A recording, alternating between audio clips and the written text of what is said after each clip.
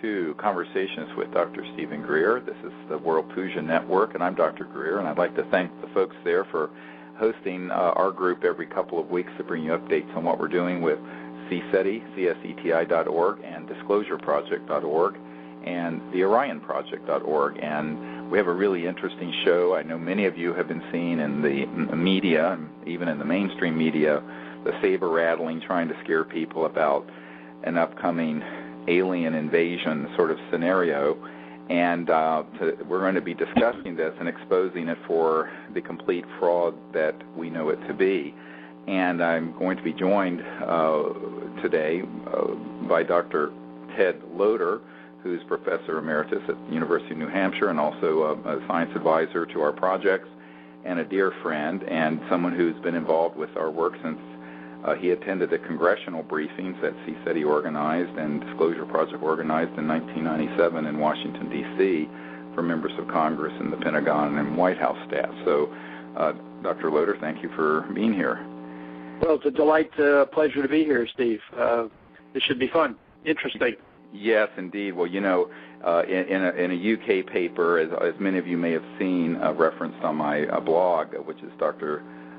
Greer's blog at DisclosureProject.org, we have been following how, since we announced coming out with this film and expose, there has been a steady increase in these kind of mainstream media references, not just in the, I think it was the Daily Mail or Telegraph, I can't remember, in the United Kingdom, that had Nick Pope saying that, you know, the governments need to be prepared and that people who would not respond to fight the aliens would be similar to the French who were cowardly in not fighting the Nazis in World War II, and on and on and on, all kinds of horrific and basically fear-mongering nonsense. But even on Fox News, on one of their late shows called Red Eye, they were talking about a poll of which candidate, whether Romney or Obama, would be best prepared to handle an alien invasion. And then there have been books, one by a couple of men who worked for Lockheed Martin, aerospace, no surprise. And then, of course, there have been about a dozen Hollywood blockbuster films, or films they wish were blockbusters, like Battle Los Angeles and others that have come out in the past year or two, and some $2 billion has been spent on this kind of negative imagery.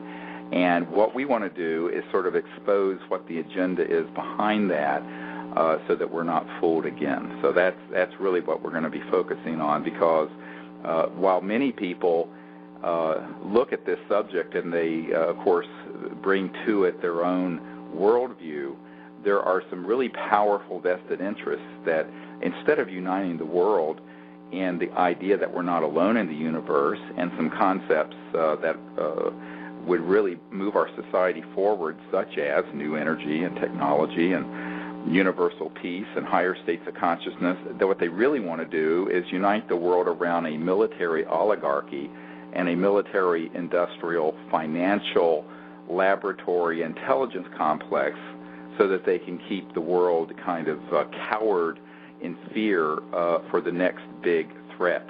Now, you know, I think it's very important for people to know that General Douglas MacArthur himself, in his last address to the Congress, stated that World War III will be interplanetary. And that was in, I think, the mid-'60s. I don't know. Dr. Loder may know the date.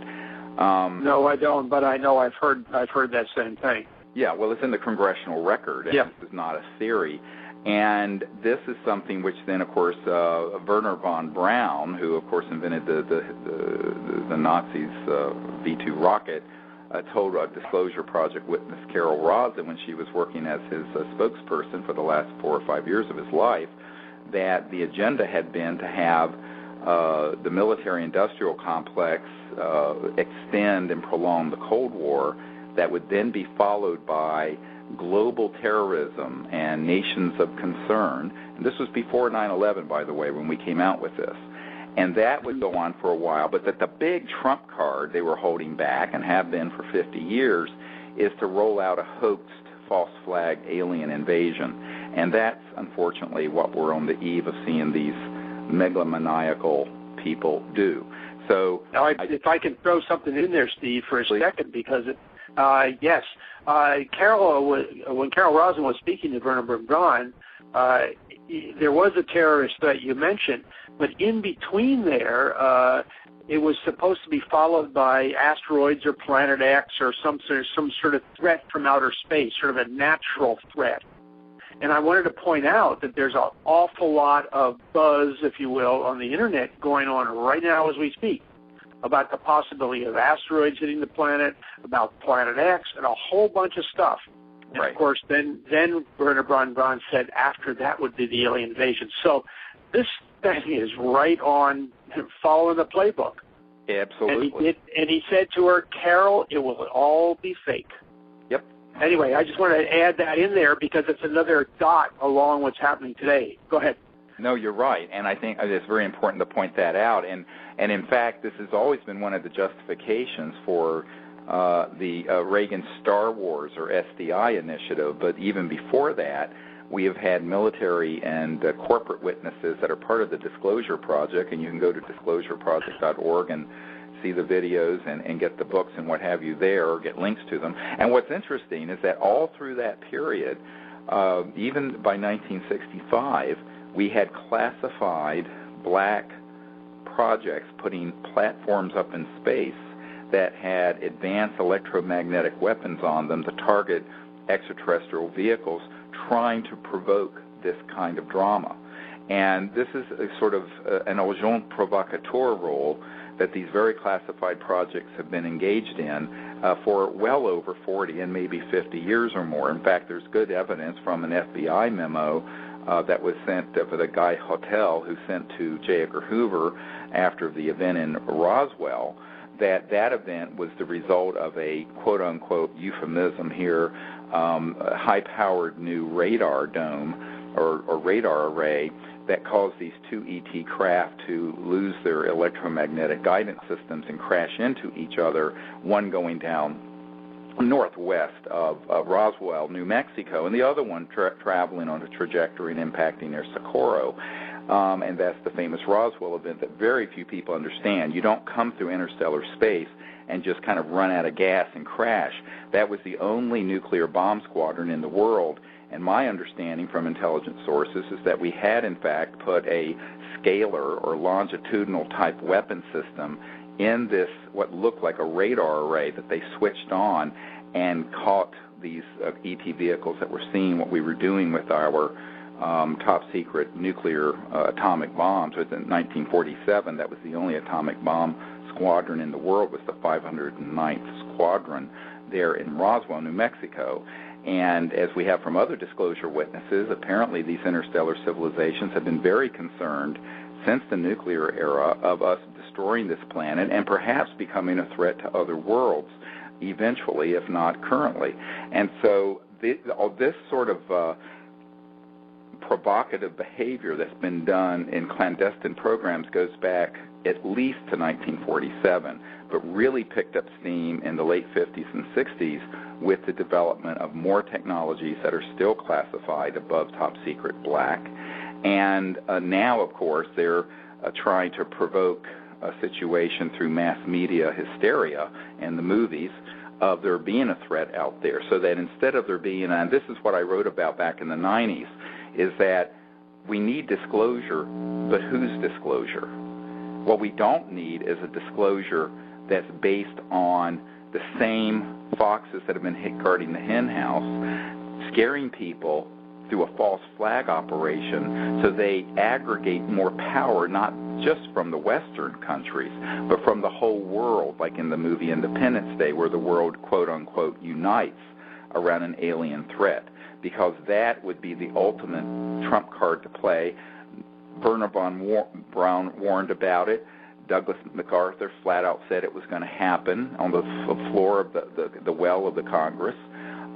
There are documents that talk about this, and now we're seeing the mainstream media, while covering nothing about the contacts he said he has had or Disclosure Project and the truth, trotting out these militarists like Nick Pope, who had been with the Ministry of Defense. In fact, he was at the Ministry of Defense in Great Britain after the CSETI landing of an ET craft in 1992, which many of you have read about in our books. And I was asked to come to meet with him in London that next year with Colin Andrews and Dr. C.B. Scott Jones, who had been with Navy Intelligence, and to go over there to brief him when he was still running that division, collecting intelligence in cases of ET events in Great Britain for the Ministry of Defense. Now, it's interesting that now that he's allegedly retired from the military, he's now become one of their point people to spread this kind of terrifying fear and disinformation. Wow, yes. It's interesting along those same lines that you talk about things being spun up. Just the other day, like 10 days ago, Lynn Katai was on Fox News. Right. Talking about, they had her on to discuss some FBI documents that have been suddenly released from 1949 about the reality of in our archives for about the stuff seen. But that's Fox News, which is quasi-mainstream or totally mainstream, depending on how you do things. Actually talking about this sort of thing. And along in her discussion, of course, she mentioned the major event that occurred over Phoenix a little over 10 years ago, 14 years ago. That's right. And we still don't know what it was. So, somebody like her is sort of being put on the spot and kind of being used, and maybe I shouldn't be saying this, but kind of being used by the mainstream media to put out information and then kind of twisted like, oh, we don't know what it was. So again, the fear-based thing used by the main media and using people who don't even know they're being used. Correct. And the thing is that this often happens in the UFO subculture, is that people get put into these situations, the expectation to maintain credibility, say, well, we don't really know what it is, when everyone knows what these are. Exactly. And if you say that's what they are, they won't let you get on their program. That's the way the game works. And so there's this sort of agnosticism that gets played out. Well, we really don't know, when in fact we do know. And then, however, even though we don't know what they are, by the way, the aliens are coming to eat us for lunch, and everybody should run and hide and look to Big Brother to extend some protection to them, and in the meanwhile give up all our freedoms and liberties and our progress as a civilization to the military-industrial financial empire that is running the planet into the frickin' ground, excuse my French. So I think that this is why people have to understand how virulent the disinformation is. And one of the things I wrote on my blog recently was a sort of a brief sort of analysis of how foolish this whole concept is, because if you take a step back and you say, okay, there are civilizations who are around Earth, near Earth, within the Earth, under the oceans, wherever, in our solar system. Some of their craft in our solar system, from my military sources who have been at NORAD, are over 26 miles in diameter, a single spacecraft. And they have the ability to go faster than the speed of light through dimensions, dematerialize at one point in one galaxy or another star system, and appear here. And yet somehow people think this is going to be like a Star Wars movie using lasers and bombs and stuff.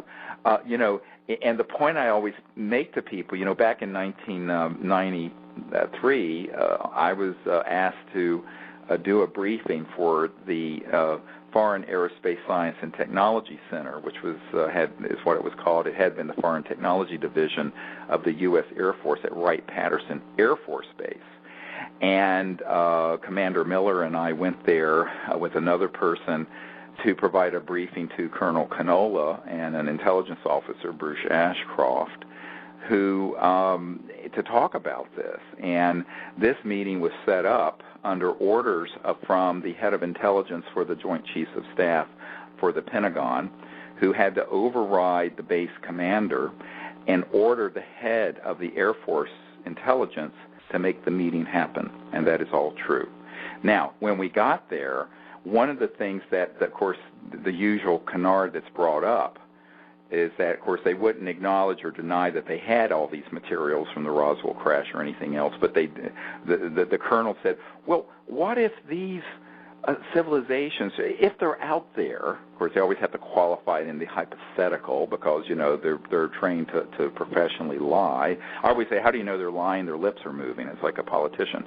So, but what happened is that I looked at them. I looked at this colonel. I said, sir, with all due respect, you're dealing with interstellar capable civilizations. If they were hostile, given the stupidity of how we responded, targeting them, using advanced scalar electromagnetic weapons against them, I said, you and I would not be breathing the free air of Earth today if they were hostile. I said the fact that we are still alive on this planet and that they are patiently waiting for us to grow up and become peaceful is in itself proof of not only their non-hostility, but their enormous, almost saintly patience, given how we responded to them. And so I said, so let's just back off a little bit here. And, of course, the other thing that's come out recently is that, they have to, and this is, of course, one of the canards in the UFO subculture, they're here to get our biological material or our genetic material or our precious metals or something. There's always some paranoid fantasy. When any civilization that can go interdimensionally can materialize any gold, mineral, or substance they want to. And from the basic elements of the atomic chart can manufacture artificial life, because we're already doing that in our own labs. We've already created the first artificial bacterium from elemental atoms and molecules.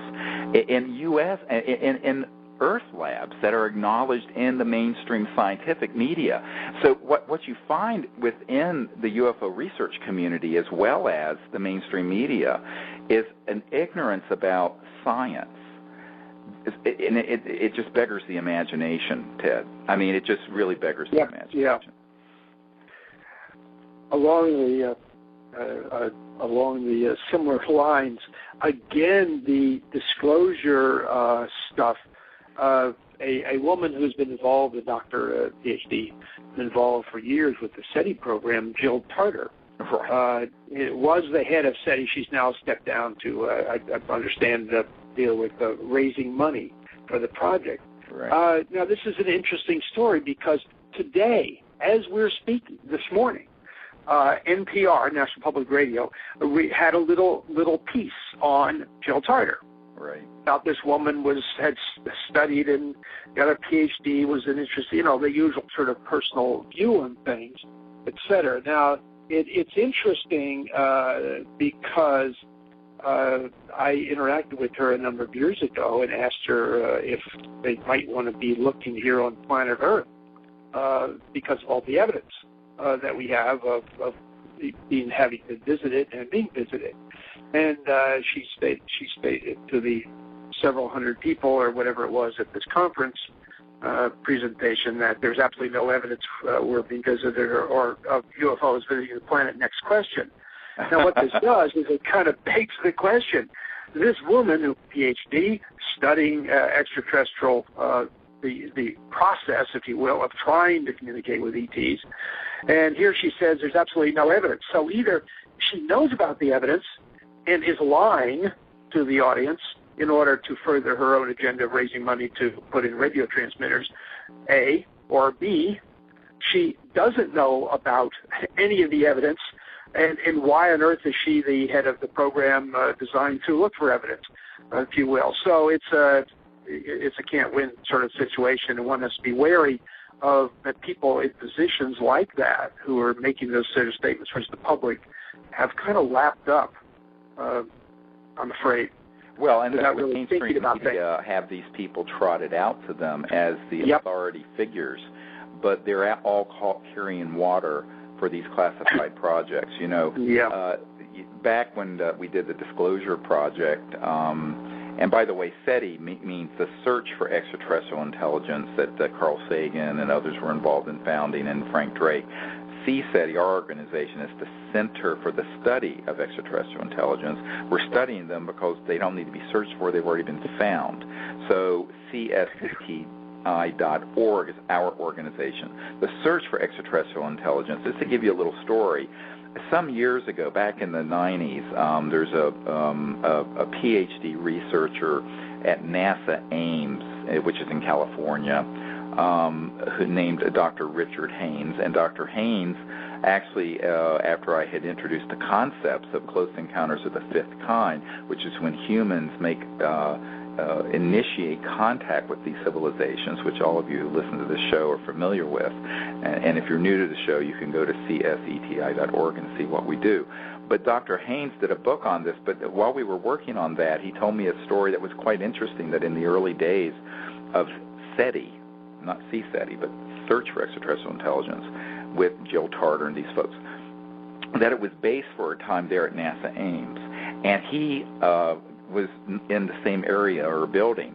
So one day he ran into one of the very senior people with SETI, the Search for Extraterrestrial Intelligence, and said, and he said, what would I tell you? This is what Dr. Haynes said to this SETI guy. What would you say if I told you that you guys already know we're being visited and that they've landed on terra firma, but that by creating this scientific search, it implies scientifically that there's no evidence and therefore they're not really here, and that your entire project is a giant smoke screen to obfuscate and deceive the public.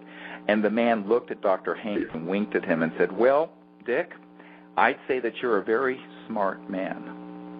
Beautiful. That is a true 20 years story. later, we're still at the same place. Yeah, and 20 years later, we're still in the same place. So, this kind of fraud and deception, though, is very worrisome. And when I debated Seth Shostak, who is the head of SETI, on the Voice of America after the Disclosure Project news conference at the National Press Club, he made the same statement that Dr. Jill Tarter said to you, and that is, well, there's no evidence, and da-da-da.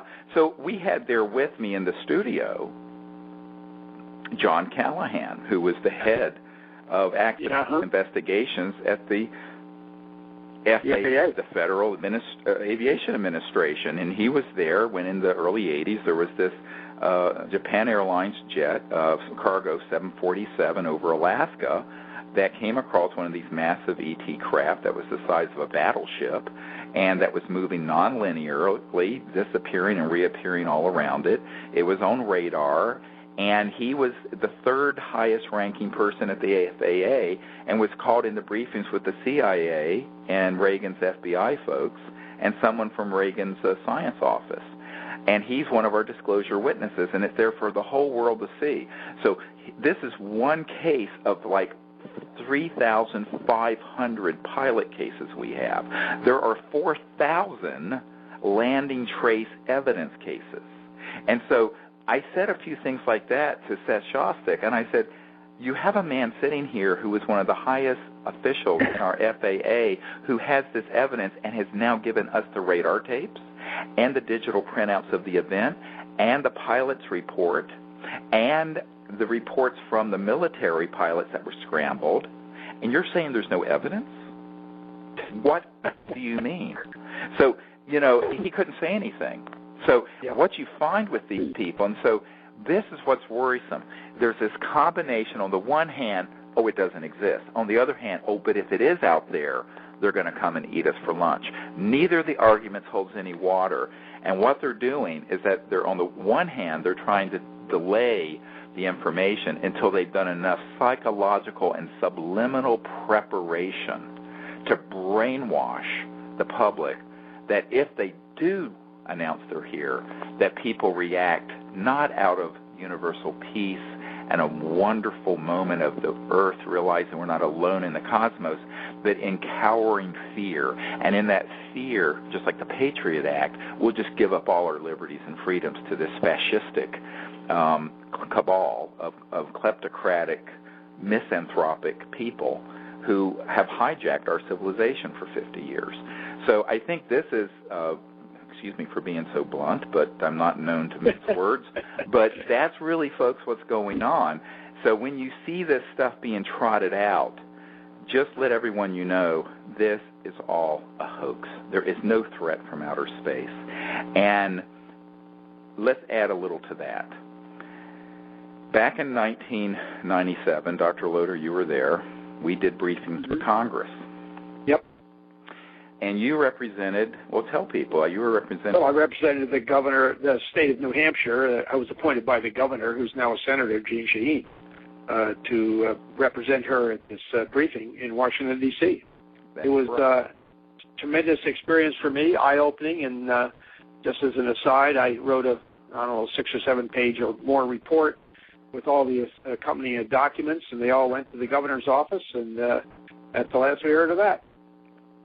Well, what's important is that you were there, and you were there as deputized by the governor of New Hampshire to be there. And, of course, there were members of Congress there, Representative Dan Burton, the chairman of the very powerful Government Oversight Committee that subpoenaed Clinton 1,000 times about his sexual trysts and other nonsense. Basically, one of the things that people don't realize about that meeting is that we had a pre-event gathering of the witnesses, of the military and intelligence witnesses, that the following night were going to stand up in front of these members of Congress, people from the White House, people from Al Gore's office, people from the Pentagon. And this was before, remember now, this is about 4 years before the National Press Club event, and we were trying to get the legal government of the United States to move off the dime and do something constructive, which, of course, they're not going to do. Now, when we did this, and we were meeting with these people, one of the men who was there, and by the way, this person is on film because we just found out that a member of our team had filmed it, Tony Craddock. And I didn't know this film existed anymore, but it does. Newsflash, everyone. Heads up. Great. And yeah, something for you to run down, Ted. Just make a note. We need to get that walk through the door. But the point is, look, this man met with me and our senior team and said, look, I was on a committee, an interagency committee, back in 1974 or something like that. And we were making plans then and had an operational plan ready to go where we could push a button and the skies around the world would be filled with man-made anti-gravity devices that look like alien craft. And it will fool everyone. And the purpose of that was to launch a false flag, a deceptive operation, so that the world would be united against an alien threat when there is none. Now, what's interesting, he had such specific actionable intelligence, is what it's called at the CIA, on this, that night, men came to his door and woke him up and said, please do not say this to these members of Congress. Let us see if we can get some of this fixed first. And they took him out to an undisclosed location out in Virginia and did not return him until after the briefings for these congressmen and other people was over. Now, I have witnesses to this. Now, I know the name of this man. We've never been able to get him to come forward at the Disclosure Project, but I can tell you that, Edgar Mitchell was at this event, members of Congress were at this event, Dr. Loder was at that event, Tony Craddock was, and it was filmed, and he was at this prior meeting, although when everyone was sitting in a circle, he didn't talk about specifically this, just vaguely what he would be talking about. So that was 1974, and he said that plan was fully operational well before the time he was on that committee. So 74, that's pushing, 40 years ago, right? So what I'm telling people is that if you can imagine what the capabilities were 40 years ago, extrapolate that to 2012. And then imagine for just a moment what these folks who are in classified projects who have taken $2 or $3 trillion, as Secretary of Defense Rumsfeld admitted, that's missing out of the Department of Defense budget, and put it into these super classified technologies. That's how easy it is to deceive people, because most of the public, they don't know about what the real ET objects look like compared to what the super sophisticated Lockheed Martin, Northrop Grumman, anti-gravity objects look like. And so what you're dealing with here is the capacity for them to not just hoax informationally, but operationally hoax this kind of event. And virtually everyone on Earth would be deceived. And when I found this out, I did a briefing and put together a briefing explaining all this to the head of intelligence for the Joint Chiefs of Staff. Right. Remember? Yes, I do. Okay. Yep. So yeah. Go ahead. I was going to continue this discussion. We've been talking about a fake event and how it might be done, et cetera. But I wanted to extrapolate a bit more for people to kind of think about this. And this came out of some of my discussions with several people, including Rich Dolan. Yes. So I give him a little credit for some of this discussion. But one might come up with several different scenarios. And I'm going to go through each little scenario because they have slight, subtle variations with similar outcomes. Let's scenario one, a giant show of ARVs, alien reproduction vehicles, or they're man-made. Man-made, appear all over a number of the major cities, capitals, whatever else around the world. Now, one response from the governments of the world were saying, you know, these actually are ours. These are all man-made, but because of national security, we haven't told people about these, et cetera. But now you see them, and then, of course, at that point, refused to answer any more questions because of, quote, national security issues. Now, there's depending on what country does this, there's the country that does do this, if it's done by a specific country, kind of has a leg up of the other country, since they have let this thing out of the bag, right? If you will. So the other countries either play along with them, or they keep quiet somehow because they can't really argue it because they've already known about it as well. They've been complicit in terms of this knowledge for years. Right. Now the second thing, that's sort of these are all man-made, and A, and B, we refuse to answer any more questions about it because of national security. Now the second sort of result of that might be, again, a big show of ARVs, perhaps coupled with Project Bluebeam or some other fake way of showing things. You know, in this case, the governments of the world or the people that talk about these things might say, these are all alien. They aren't. We don't make these at all. These are all alien craft, evil, be scared, look at the big show, Independence Day, and all this sort of attitude. A different twist to this knowledge of seeing a bunch of craft. Right. Now, the third thing is that the government might, number one, they're all ours, and we can't tell you anything more. B, they are all aliens. They must be evil because they're flying in our skies, etc. Right. The third one is that, oh my gosh, we don't know what these are either. We're very puzzled. We're going to form a commission and to study this thing and get back to you. We'll deliver a report to you sometime with a commission made up of highfalutin names and faces that people know, and we'll talk about it. This buys a lot of time for the controllers of this whole issue. Let's say it's the ETs who show up.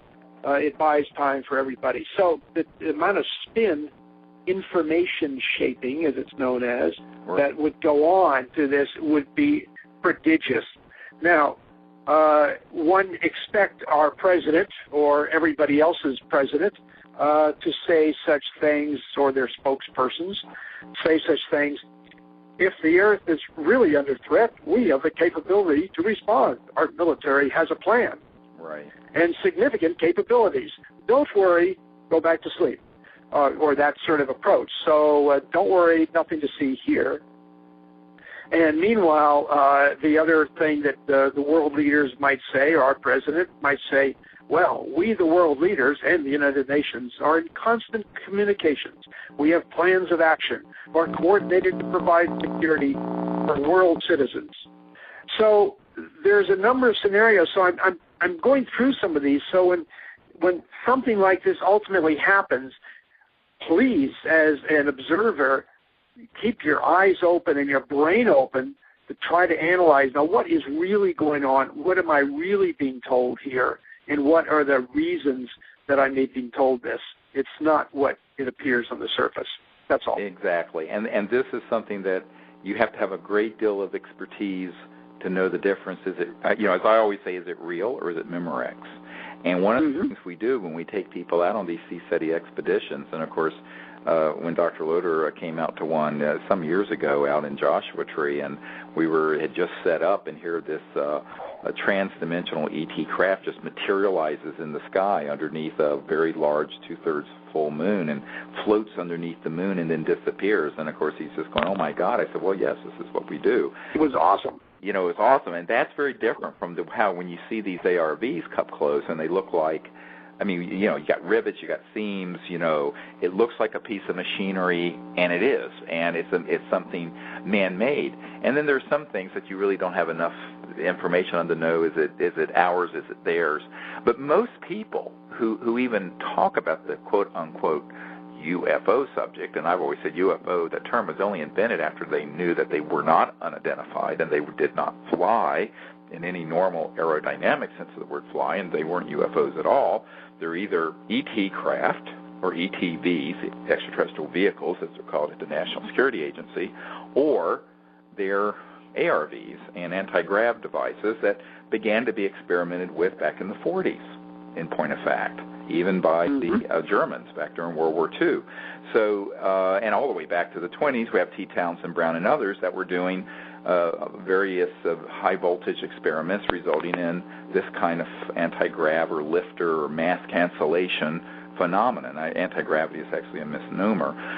But the reality is, in certain conditions, you can create an electromagnetic field around something where it essentially causes a cancellation of the gravitational field because of various interactions, which are more complex than we need to go into on the World Puja network, but that are really quite understood in many circles of scientists that Dr. Loder and I have met with. However, this becomes a big problem for the public, because if the UFO subculture and the History Channel and others only talk about all UFOs as being ET, and the thing that they do not want exposed is that, in fact, there are ET craft, but there are all these other things out there that could masquerade as one, because if people know that, then it gives lie to this hoax, because people can say, well, this could actually be something that the classified projects are doing to try to seize global control and power and what have you. And it's not a conspiracy theory. One of the interesting people I talked to in the last couple of years is a Colonel Holman, who had worked on this SDI Star Wars issue in the late Carter and early Reagan years. And he flat out told me that one of the things they used to sell the program to the president, and particularly to Ronald Reagan, was this concept of a threat from outer space that we need to be able to defend against. And of course, people who have a paranoid, fear-based, security, sort of security-averse, risk-averse view of the world, and instead of being filled with love, they're filled with hate and fear all the time. You can hit those hot buttons. And sure enough, they did, and they were able to manipulate people into, of course, now spending hundreds of billions, if not trillions, on these bogus programs. But he said that was absolutely one of the things, that was one of the cards they played as an argument for developing these weapons in space and SDI, Star Wars type technologies. So, of course, that was also very lucrative, because the people, even the study contracts for this were in the billions and billions of dollars. So it's a very lucrative business, this kind of deception, and it can become more so, because I tell people, look, the United States is spending, with Homeland Security, all the intelligence bureaus, a lot of what the FBI does, the whole Department of Defense budget, blah, blah, blah, pushing upwards of $1 trillion a year. And then we have our armaments industry selling to the world as the number one purveyor of arms. That's another huge amount on top of that, of what the U.S. government spending is. But if you really want to grow an industry, you got to have an enemy, and it means more than just chasing down 75 Al-Qaeda members in the Afghanistan mountains. So in order to do that, you've got to concoct another enemy.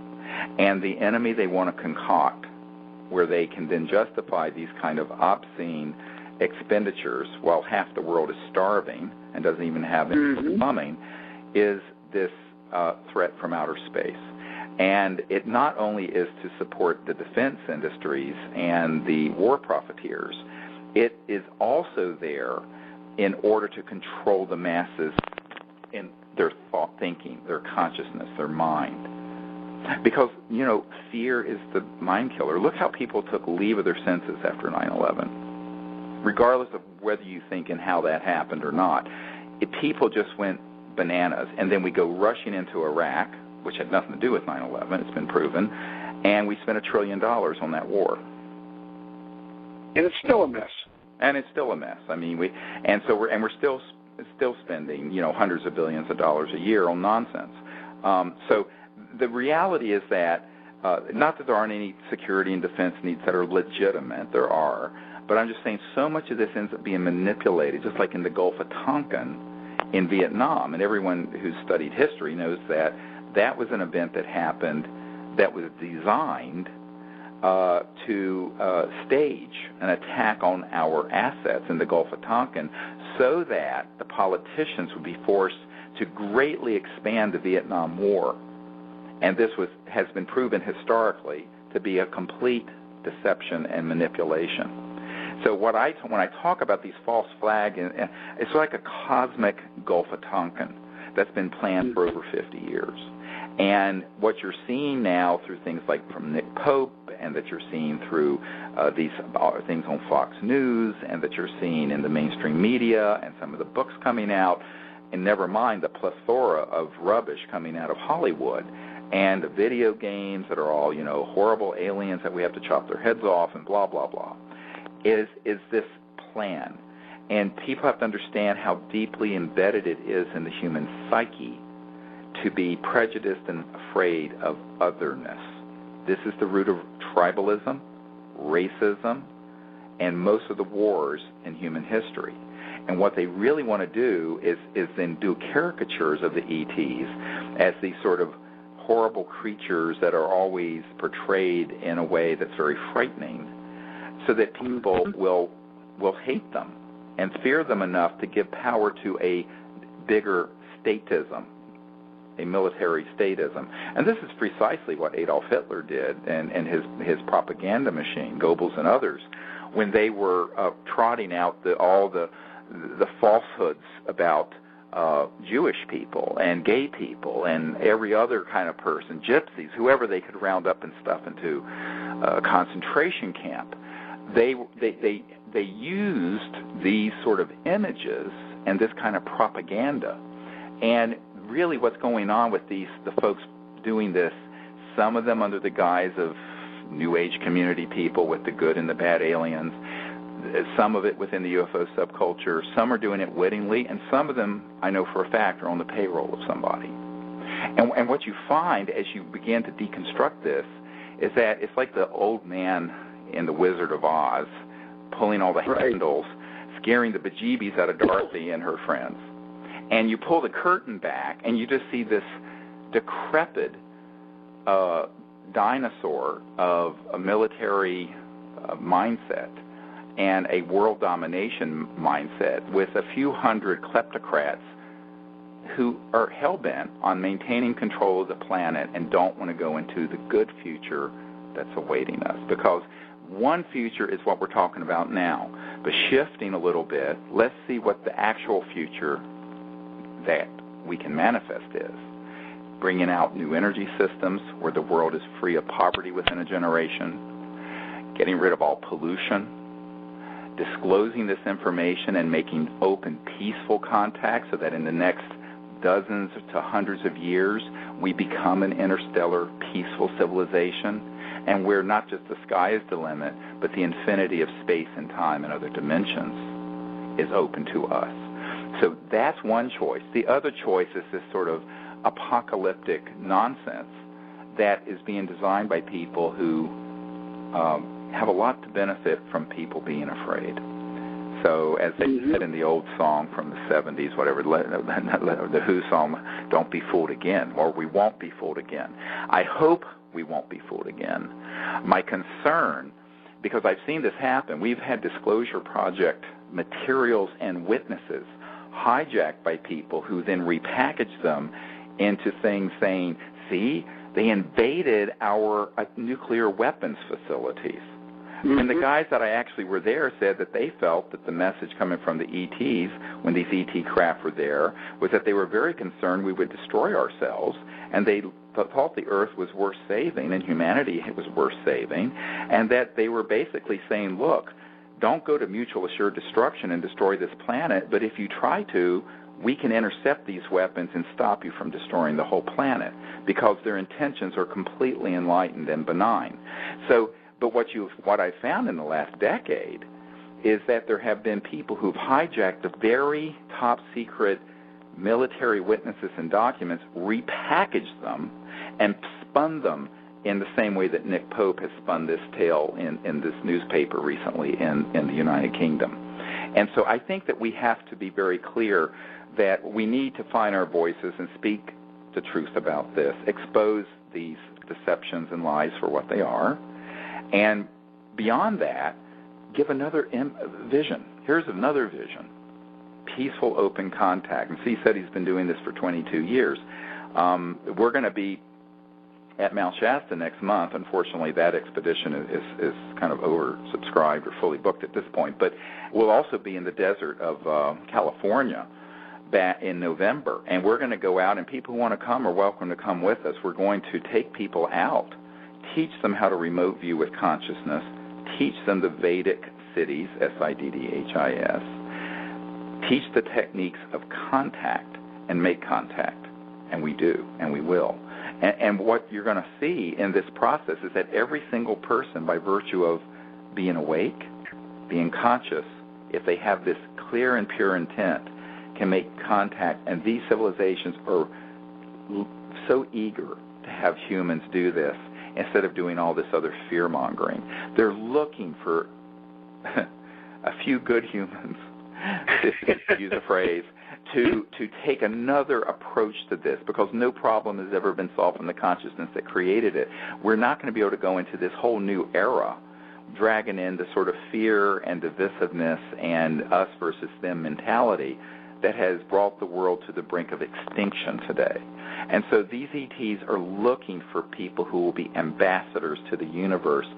And the foundation, as all World Puja listeners know, for that state of being a universal ambassador is the state of pure consciousness that's within every single one of us and within every other sentient life form in the cosmos, where in silent meditation you can experience the universal state of consciousness, the unbounded state of being. And in that state, travel through dimensions, make contact, remote view, and be an ambassador at that deep level of enlightened knowledge and intent. And when we do that as a group, if one or two people does it, has a certain effect. But when dozens of people do it, and now through our CE5 Global Initiative, which you can find out about at cseti.org and sign up for, we also have an iPhone app, and soon we're going to have an Android app where the entire protocols, the meditations, the tones that we send out into space that were recorded in the crop circles, the ability to have your iPhone turn into a magnetometer that picks up the magnetic field changes when the ET crafts are approaching through interdimensional space-time, that's all available. And, it's like $6 or $7 or something. So there's an iPhone app for that. Soon we're going to have an Android. There's a training kit if you can't come on one of these expeditions at disclosureproject.org. And there are all the tapes and meditations. The main thing to understand is that now there are thousands of people around the world doing this. And as more and more people do that, it turns the consciousness away from this paranoia negativity towards another view. It's the whole concept of Rupert Sheldrake's morphogenic fields, where when a critical mass, a certain number of people begin to do something, it begins to non-locally propagate, mirror neurons, as it were, and in the collective mind of humanity. And this is what needs to happen. And so the more we can do that, the better. We can expose the deception, but what's really important is not just exposing the deception, which has been part of the focus of this program today, but also to say, what can we do that's positive, that's creative, that's transformative? And the good news is that, you know, you don't have to be Ingo Swann or me or anyone else for that matter. Every single human being is awake, can become aware of awareness, can learn these protocols, and become an ambassador to the cosmos. And there is absolutely no barrier to that except your own imagination and your willingness to discipline and spend some time doing it. And if you do this with 2, 3, 4, 5 people, I mean, we have a group that's just formed in the last couple of years up in New York that has been having the most unbelievable contact.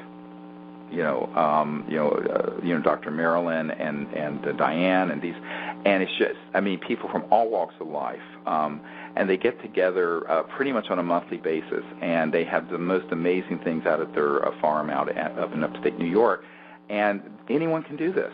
And I tell people that once you realize that you can do it, but when you do it, you're plugging into this universal grid that changes the course of history. We manifest the good future by doing this. Absolutely. I have to add a little comment in here. Yes. And I'm going to step back one notch, back to this potential of a false flag thing. We've talked about this. We've tried to give you some guidelines for what may be happening. This is a may. It hasn't happened yet, but certain plans are. We've talked about that.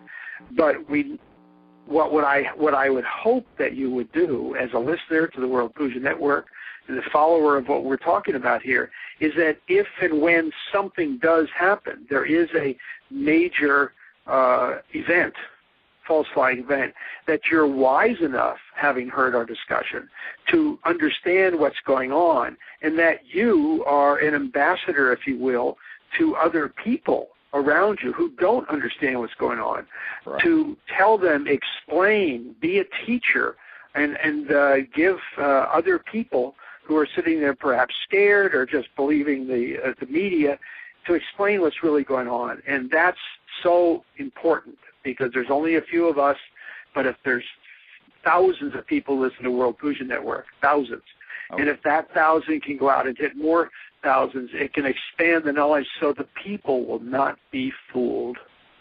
Yeah, that's and so important. Put a link on your Facebook and Twitter accounts to this radio show, for example, and let people hear it and realize that if people just have a doubt in their mind that what they're being shown and what's happening, and this is one of the reasons why someone said, why did you go to the Pentagon to discuss this sort of thing? I said, the element of surprise and deception is really all they have. They don't have the truth on their side. They don't have the future on their side. They don't have the intent of the divine being and the future, the good future that awaits humanity and planet Earth as we go into a period when there will be an enlightened civilization that's universally at peace and interstellar. They don't have any of that on their side. The only thing they have on their side is the apathy of the masses and the ignorance of the masses that they're counting on to be sheeple, to follow into this way of deception and fear. And so the only barrier between that is knowledge. And as there's sort of an old Vedic saying, if you're wanting to get rid of the darkness, you can stir around the darkness forever. It'll never go away. But as soon as you strike the first match, all the darkness is gone.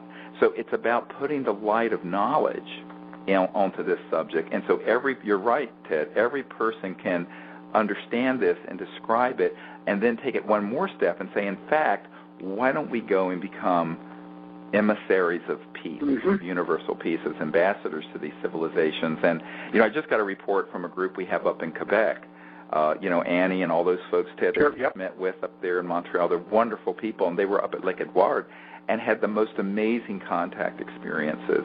And this were a group of people that a few years ago I had trained and taken out to Bromont, this little village outside of Montreal in the mountains there. And we had, 50 people there or something, 60, I can't remember. And we just did it for a night or two, but it was just such an amazing series of contact experiences that happened. People saw it, learned it, now they're doing it. And see, if we have, thousands and then millions of people eventually doing this, it will really change what happens. Because what the people that have this kind of power are relying on people being coward and people being left in ignorance, and also people being kind of forced into submission to them. But we have the power to say no to that. And that's how every, I hate to use the word revolution, but that's how every big change in society has always happened, is people basically standing up and saying, no, we're not going to be bought into. We're not buying into that, and we're not going to be led down this path of nonsense any further. And we won't be fooled again. Yep. So there's a much better future. That's a much better future that awaits us, and so that's what we have to work on. And of course, this is what everyone at disclosureproject.org and ccity.org are working on, as well as pursuing the development of these new energy technologies, which of course is the hardest nut to crack, because we can make contact day and night, and we can do a lot with disclosure, and we have dozens and dozens and dozens of top secret people and documents and everything that's at disclosureproject.org and in the books and videos to see for anyone who wants to look at them. Bringing out a technology that gets rid of the $500 or $600 trillion oil, gas, coal, public utility, nuclear power, fossil fuel, commodities, derivatives, financial trading, Goldman Sachs cabal is that's all one word, by the way. That really is that truly is a Promethean task, and I have to say I want to thank Dr. Loder publicly, because he has been heading up and really helping with this search around the world. And of course, there are so many things out there that claim to be these things that aren't, that we have to go through. The ones we found that are tend to get confiscated and disappear very quickly, as we've described. I mean, a couple years ago, we had a man who's worked in classified projects for 40 years who was developing one of these for us, and then had a former CIA director and a bunch of other people go down to his command and threaten him and his family, and made him back off from doing this development grant from the OrionProject.org. So, you know, we've been through, well, frankly, a lot of torment trying to get this, but the fact is it's worth doing, and we have to just keep pushing on that and moving in that direction. And a lot of people, recently someone wrote to my blog and said, well, given the financial implications of bringing this technology out, I haven't had a chance to answer, it came in yesterday, don't you think that maybe you have to think through whether this should happen or not? I said this should have happened in 1908. Yep. These technologies have been around for over 100 years. Go study the history of it, and Dr. Loder has become an expert on this. But one of the things people have to understand is that this has been around a very long time. How long are we going to murder Gaia, our Mother Earth? How long are we going to see that the majority of the world is impoverished? How long are we going to degrade the environment and make extinct a lot of our biosphere and pollute our oceans and our water and our air when it's completely unnecessary? I said, enough already. So what if some people lose their investments in oil fields and coal fields? There will be another. It's like saying we shouldn't have brought out an automobile because the horse and buggy industry would have gone out of business. And it's not to be cavalier about the financial implications of this, but what are the implications of not doing it? The destruction of the biosphere of the Earth? I mean, come on. So, I mean, you know, this is not even a close call. It needs to be done. And by the way, if one of these devices came out tomorrow and was announced on the front page of the New York Times, it would take 15 years to get them into every car and truck in the world and for every home and business. You know, this is a major transformation of our entire operating system of energy and propulsion and travel for our entire civilization. That is not going to happen in a day or two. And I've been saying since the early 90s, we're running out of time to do it. For 20 years, I've been saying, look, you can only stretch the rubber band of time so far off of what the direction it should go before it snaps back. The snapback won't be pretty, because Gaia is a self-correcting, intelligent organism. She's not going to let us destroy the Earth just because we want to behave like buffoons or cowards. So we have got to step forward and do the right thing for our children's children's children's children for Gaia and the Earth, and for the fact that it's the right thing to do. And whether or not there's going to be a financial transformation as a result, the answer is absolutely yes, but it needs to happen anyway. Because the current system is one where you have 200 to 300 families and corporations, and this is a true statistical fact, that it has over half the net worth of the entire world of 7 billion people.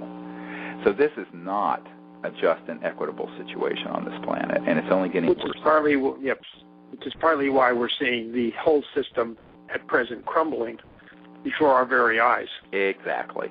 That's why it is crumbling. Because and the only way to fix it is to do it. And that's what we're all about. So, well, Ted, thank you for being on this show. You're welcome. We're out of time, Pleasure. And I'd like to thank the folks at the World Puja Network for allowing us this time every couple weeks. And we're going to have lots of great things being planned. And what I'd like to say is, everyone who wants to find out how they can help us, go to disclosureproject.org or cseti.org, that's cseti.org. And to find out more about the new energy subject, you can go to theorionproject.org. So again, keep looking up and keep working for a new world because we're ready for it. Thank you, Dr. Loder. You're welcome, and goodbye for now. All right, bye-bye.